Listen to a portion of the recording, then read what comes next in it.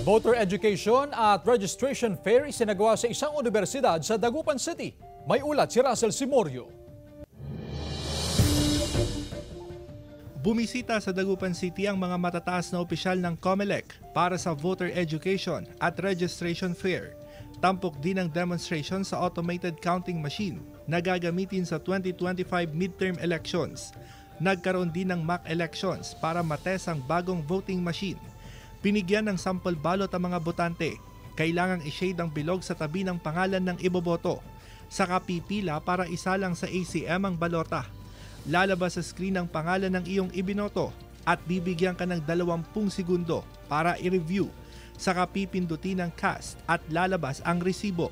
Ang mga PWD at senior citizen ang unang tinuruan sa paggamit ng ACM. Nung una, sabi ko mahirap yata. Nanginginig ako. Pero nung sinubukan ko, okay naman. Ang mga gagamiting ACM, may mga bagong security features. Alam niyo naman ng Pilipino, to see is to believe.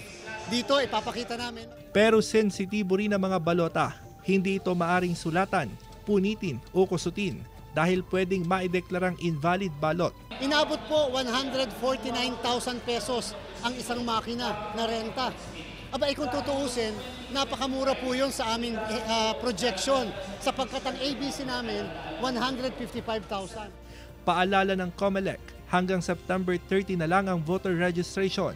Walang ipatutupad na extension. Kasama si Daryl Peralta, Russell Simorio, One North Central Luzon.